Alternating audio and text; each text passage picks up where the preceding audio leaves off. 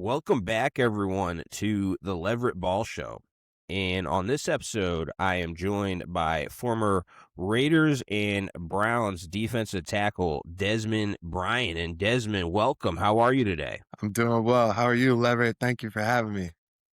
Of course, of course. Yeah, I'm doing well. And I got to start out by asking, obviously your name is Desmond Bryant.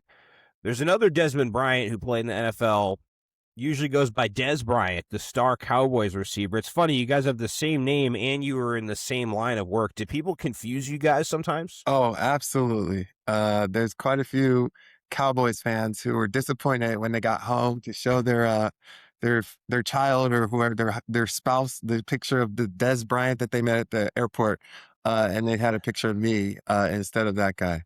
Uh, there's definitely quite a few times where fans have mistaken me. Even sometimes if I went to go speak in different places, they might put a picture of him up instead of me. It happens, but I always said I was the real Des Bryant or the original Exactly. Desmond Bryant. Exactly. It's funny. I guess I don't have to worry about anyone having the same name, Leverett Ball, most random name ever. Although it's funny, there was one time I went to an NBA press conference and the sign-in guy, before he met me, he thought I was one of the Ball brothers. And then I show up and he's like, "You're Leverett Ball? Oh, you're not who I thought you were." But that's the one mix up I've had with my name. But obviously, I want to talk to you on this episode about your NFL career, what you've been up to, since retiring from the game. Also, talk to you about your very inspiring story, some of the adversity that you've overcome. But let's actually rewind in time first. So you played your college football at Harvard, and obviously Harvard has an elite academic reputation, but in the NFL, there are a lot of guys who played in like the SEC or Big Ten. There aren't a ton of, Ivy League alums playing in the NFL. And I mean, you entered the NFL as an undrafted free agent out of an Ivy League school. Did you kind of have a chip on your shoulder and feel like you had something to prove when you first got into the league? uh, Absolutely. Walking into the league, I had something to prove. Being from Harvard, I'd say I definitely faced a bit more of the hazing than most of the people did. A lot of guys, they say, Harvard doesn't have even in the NFL, in locker rooms, clubhouses, Harvard doesn't have a real football team. That's not real football. And so I had to go out and definitely prove myself. Um, Statistically, of course, I knew the odds of making it to the NFL from Harvard or even making it onto an NFL roster as an undrafted free agent, that those things are nearly statistically impossible.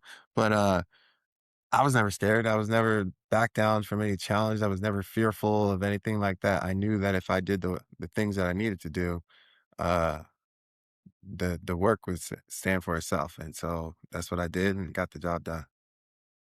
Definitely. And, I when I was doing my research for this interview, I saw that you were actually an economics major during your time at Harvard.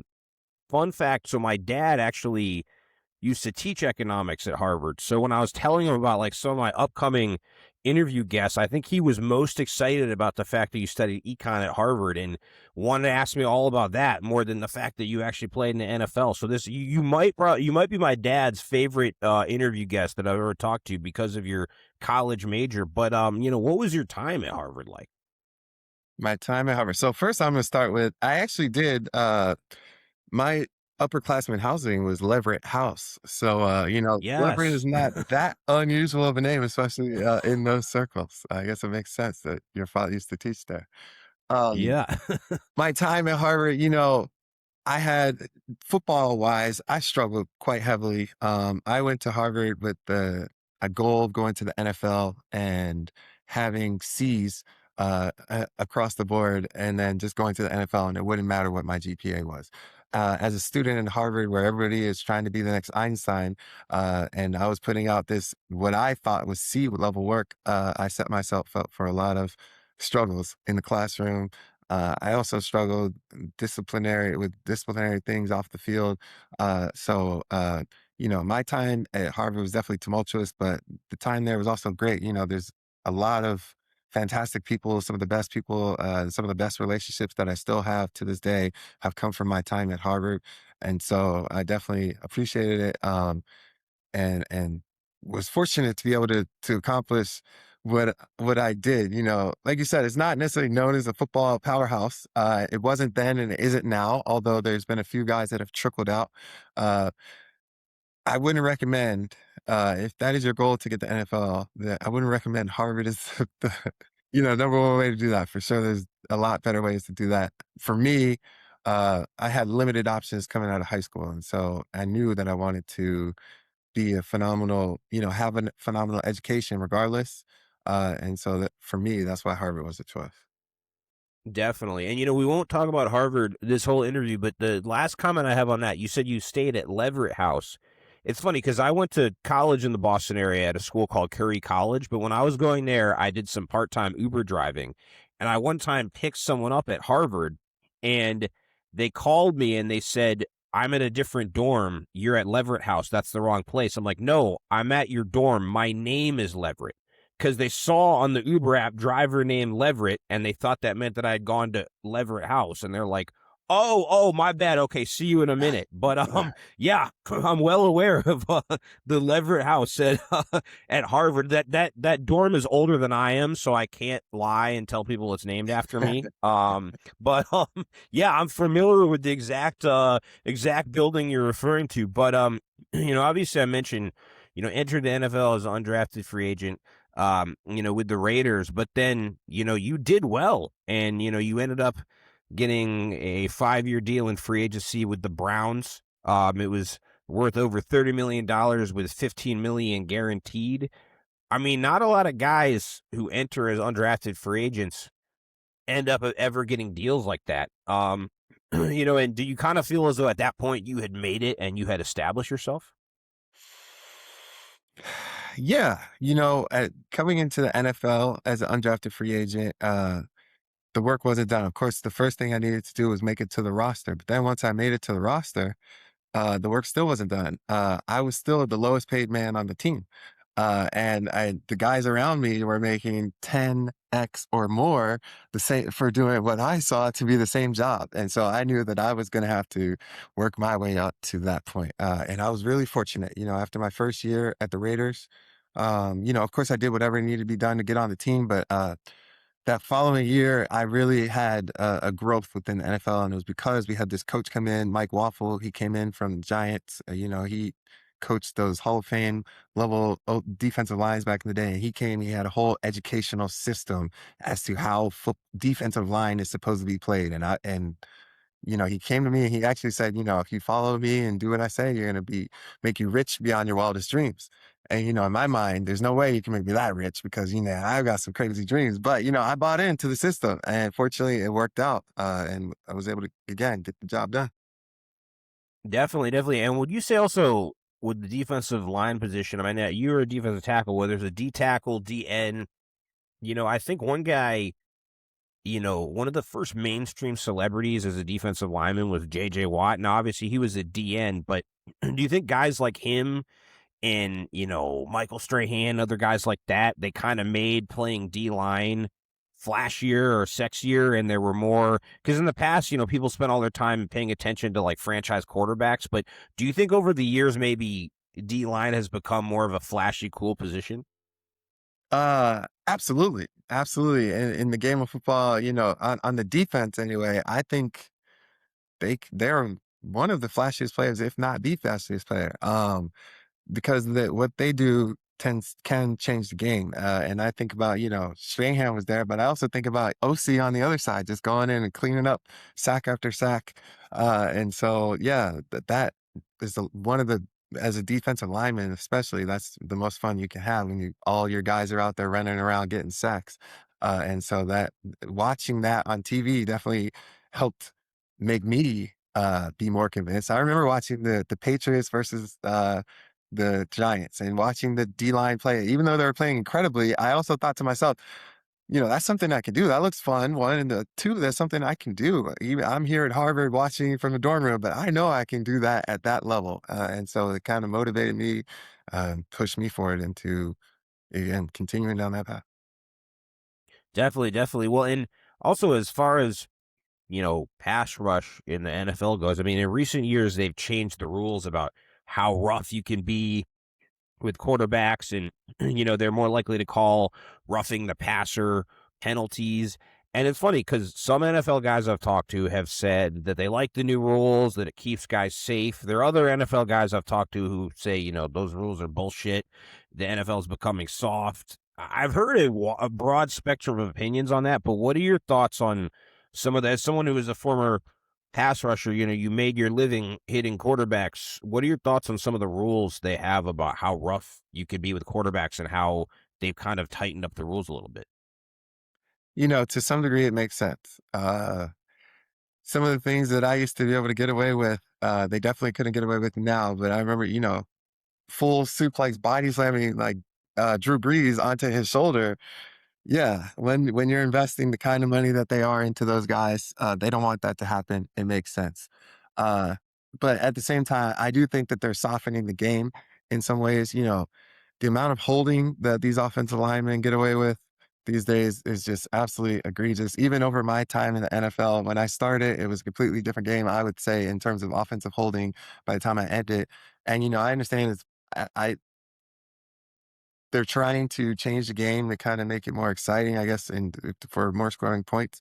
But to me, it's extremely frustrating to be able to play the game in the moment, and I don't know, to me, like you said, yes, it's softening up the game to a degree. Do we need to be able to have as hard a shot as possible on quarterbacks at any moment? No. But do we need to change the rules in order to soften it up as much as possible in order to protect an investment? No, that's also not really beneficial to the game. Yeah, no, I 100% see what you're saying. I mean, my opinion on them tightening up the rules about hitting quarterbacks is that I think if they're gonna tighten up the rules, make it consistent, because I feel as though they're more strict with hitting like star quarterbacks than like random quarterbacks no one's heard of. Like the last few years when Tom Brady was in the NFL, like his last year or two with the Patriots and then when he was with the Buccaneers, you weren't allowed to touch him. He was playing two-hand touch football. And like now you can't touch Patrick Mahomes really, but it's different if you like lay out some no-name backup quarterback, you're less likely to get in trouble. I just think that if they're gonna be stricter about hitting quarterbacks, be that way with everyone and don't give preferential treatment to stars. Now, I don't know. Not everyone would agree with that. Some people would argue that it's a business decision for them to try to keep their star players healthy because those people put fans in the seats. I don't know. We could go on and on talking about that. I mean, I guess it's heavily debated, but obviously I want to also talk to you about some of the things that you've overcome in your personal life. But my final football specific question I want to ask you is, with your time with the Raiders and the Browns, did you have any favorite teammates or any guys that you especially enjoyed playing with? Uh, Definitely the D linemen were always my dogs. When I start out in Oakland, man, we used to have uh every home game Friday, we would go to Ruth Chris in San Francisco, the whole D line. So, John Henderson, Tommy Kelly, Richard Seymour, Matthew Shaughnessy, Jay Richardson, I'm Gerald Warren. I'm sure I'm forgetting all of them. Like that was kind of where I felt like I grew up in the league. Having dinner with these guys, they ate in a different kind of way. Go into a place and, just order all the foods you can want, and then just really building that brotherhood. I really appreciated those times out in Oakland, and then the same out in Cleveland. Ataba Rubin, John Henderson, Billy Wynn, Ishmael Kitchen, all those guys. We really had, beyond just what we were doing on the field, we went on trips together in the off season. We still go on trips with some of these guys today. Randy Starks is another guy. He was only there for a year, but that's my dog too. Yeah. So it just those are the main guys. Those close relationships that you went into those meetings every day with. Those are the guys that I became closest with and that have persisted the most since my playing days. That's awesome. You mentioned those defensive lineman dinners. I mean, I'm assuming, did you guys eat like a record setting amount of food during those dinners? So yes and no. We probably had the record, but that was until actually my second year in the league. We did the whole team had a dinner at Roof Chris. Ooh. And the bill was up to $50,000 before we had to start returning some of the bottles of Louis XIII that had been purchased. So I'm pretty sure that was the record. But yeah. Obviously, that must have been so much fun, not only playing in the NFL, but the camaraderie, and the friendships that you mentioned. Um, but also, I know you've been open recently in some of your interviews you've done in the past year about the personal adversity you've overcome and battling alcoholism and how you got sober. And I really appreciate you doing that because, like, I have a friend who was just in rehab, and so many people battle addiction, and when they see one of their favorite sports stars being open about how they overcame that can inspire a lot of people. But, what advice would you have for anyone currently battling addiction on how to get through it? Man, anyone currently battling addiction, uh, the first thing I would suggest, you gotta get reconnected to yourself, to your foundation. Uh, in my book, that's getting reconnected to God. That's, however you might look at that. Something higher than yourself, having a daily practice of getting connected to it. For me, one of the things that I did to sustain myself while I was drinking was I had this like self-care routine. If I had done, you know, between working out, getting in an X number of steps, doing some yoga or doing some like assisted stretching I was doing at the time. If I could do 2 or 3 of those things each day, I felt like I was working on something positive and I was getting things done. I went into treatment a number of different times, and it wasn't until I really went into the treatment with the mindset that I'm not, my life is fully unmanageable, and I started to accept that I was able to go into treatment and get things done. One of the things that I did first in treatment was I ended up going to go, I talked about I wanna be a volunteer and, be a coach one day, and someone was like, "Hey, why don't you do it now?" And so I was like, "You know what? Maybe." And then within like the next 2 weeks, I was ended up, volunteering for like a 10-year-old football team. We went all the way to the Super Bowl that year, and that accountability, and connection to my former self, through football and, some of the things that I love, and like, again, accountability to these kids. I have to show up and be there for them. That really helped me to stabilize and, keep moving forward. 100%. And you mentioned, mentoring those young players and coaching and how that made you better. And I know also, you're a father of two now. Would you say also being a parent is something that has made you the best version of yourself? Absolutely. I've always been the biggest competitor, and the things that I want to be, and fatherhood is definitely one of them. I always knew that I wanted to be a father, and now that I have children, I always want to do the best that I can at that. Of course, me and their mother aren't together, so they don't live with me. So there's always things that are challenges, but her and I have been working well together on making the most of the situation, and my children can feel my presence, and I can feel their presence too. That's actually one of the biggest things that I struggled with was that I didn't have this relationship where I wake up to my children every day when I was drinking and after I came out of the NFL, I was getting to sit with, man, my kids aren't here and I'm here, and I don't have a job and my kids are somewhere else. And what do I do? So working on that is definitely one of the things that helped kind of get me out of that funk that I was in.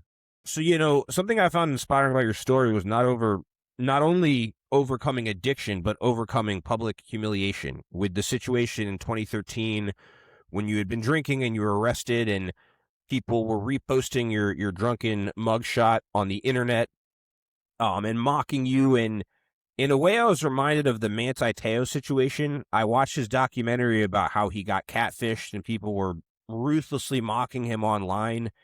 And before I ask about how you overcame that, I do think there's a societal issue in which people enjoy kicking people while they're down and enjoy humiliating others. And I think the internet and social media has given people kind of an outlet to do that excessively and be very cruel. But how were you able to overcome all of that? You know, Fortunately for me, I've never been one to let things like that really get to me personally. Um, as I don't know, I'll say I was super tall and lanky growing up. with really big, massive hands that people were constantly picking on. And so I learned at a young age, sticks and stones may break my bones, but words will never hurt me. And so I didn't let what people had to say really get me knocked off of me being me. Um, this particular incident, uh, I don't know. For me, by the time I got out of jail, it had already started. It was already all over the internet by the next following morning. And so that part, honestly, I was laughing in the moment. But there's a lot of stuff that came with it. There was a $800,000 lawsuit that it was threatened by the family. Of course, this was right before I had signed my free agent deal. This was like a week or two before. And so I was, of course, pretty stressed out that this was going to impact me worse than I imagine it did at this point. And so it was definitely a pretty stressful time, and what we opted to do, what the Browns were advising to do is kind of just, you know, briefly address it, say I'm sorry, and move on, which is what I did. But at the same time, I kind of held that in, which is why recently I felt like I should go back and really explain more of the situation and why I didn't. Uh, why I didn't. For me, it was good to be able to let that off my chest, man. That wasn't a representation of me. And I wanted to defend that, but of course, like you're saying, there's this world of like trolls. No matter what you say, people are going to have something negative or adversary to say, adversarial to say. And so, yeah, I opted not to now, and I'm never going to be one that's going on online to go and make my point because, like you said, there's this culture of people picking on each other. Honestly, as you were saying I realized that that is the same culture that existed in middle school and high school, and now it's just moved on to online. And of course, online you can do it in a much bigger way and probably impact people more. But it's an unfortunate reality of this society that we have here. Definitely, and I feel as though everyone at some point has been humiliated or mocked or treated badly, and I mean, would you say maybe that experience kind of taught you the importance of why you don't put people down and why you don't mock people? And I mentioned you're a parent, when you're teaching your kids like how to treat people, would you say you have an added understanding of why it's important to not just attack people like that? Yeah. I mean, yeah, you never kick a man while they're down. Like that's what I've always felt. Despite the fact that I was, a football player and that's what we do. We go out there and hurt people. But at the same time, it is a game and there are rules to this game. And I will have to always stay within the rules. And so kicking someone when they're down, that's just, we're all humans, we're all God's children. And there's no need for that in any situation. But it's just the nature of how we are. I don't know. I agree. I agree. And yeah, I think you handled all of that stuff very well. But obviously, since wrapping up your NFL career, you've been involved in a lot. You own the Hanu Wellness Studio in Miami. I know it started out as strictly a yoga studio. Now you're doing yoga and other types of wellness. You've also done some volunteer work feeding the homeless with the Chapman partnership. I already mentioned you're a father of two. You're involved in a lot of different things. How has life been lately? Life has been good, man. I'm extremely blessed. Like I said, one of my first priorities is being the best father that I can, and so I have a great relationship with my children. I see them regularly. I'm involved in all the things that they're doing in school and out of school, and so that makes me extremely happy. Um, Beyond that, yeah, like you said, my volunteering efforts, actually, I've been volunteering something that my mom instilled in me a long time ago, and so it's something that's been important to me. But I was in a vision board workshop at Hanu earlier this year, talking about my aspirations to have more structured volunteer work this year. And when I did that, there was 4 or 5 people in the room that said, "Hey, we want to help out," and so that's how this affiliation with Chapman Partnership came about. I had already gone to serve there once before, but now we went as a group to go serve lunch there and actually have been back since on a monthly basis. We haven't been serving lunch since then. We've been doing this yoga class. And so that's been an incredible initiative, being able to go and provide some support to the community. I think that that's the key to my success, especially. Uh, I think anybody's success, being of service to others, those less fortunate, uh, given everything I've accomplished in my life, that's where I want to focus on being. And by focusing on that, I'm really content with where I am. That's awesome. That's awesome. And if there's anyone tuning into this interview who wants to maybe take some yoga classes at Hanu or, help, volunteer with the Chapman Partnership or anything like that, how can they go about doing that? Check us out at hanuwellness.miami. Of course, if you follow me on Instagram, at Pharaoh910. Uh, especially you fellas who have never been to yoga class, I promise you there is a lot to it.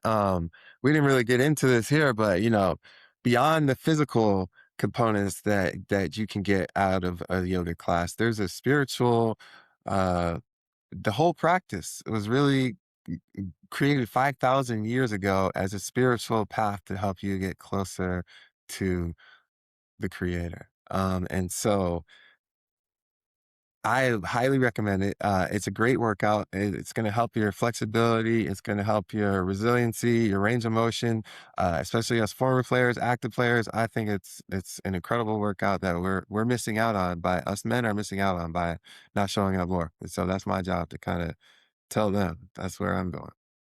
Definitely. So, any guys listening, don't just spend all your time benching. Also do leg day, do yoga, do cardio, do it all, the complete package. Don't just be a meathead. Absolutely. As a former meathead, I can tell you, you will be broken down at the end of it, and you will want to start to do these things in order to correct some of the issues that you've been creating in your body. Why don't you just go ahead and throw it in the mix in the middle and prevent all of that from being an issue down the road?